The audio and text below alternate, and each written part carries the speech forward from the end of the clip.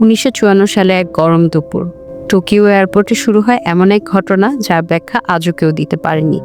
এক অচেনা মানুষ, গায়ে দামি স্যুট, হাতে পুরানো পাসপোর্ট, আর তাতে লেখা এমন এক অজানা দেশের নাম যে দেশ মানচিত্রেই নেই, টরেড। পুলিশ চেক করে দেখে সিল, স্বাক্ষর, ভিসা সবই আসল।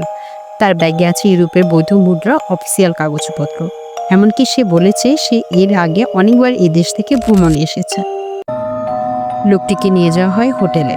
রাতভর পাহারা বসানো হয়, দরজা বন্ধ, জানালা লকড। তদন্তকারীরা সকালে যখন রুম খুলল, দেখে অবাক কাণ্ড। ভেতরে কেউই নেই, জানালা বন্ধ, বাহিরে কোনো চিহ্নই নেই।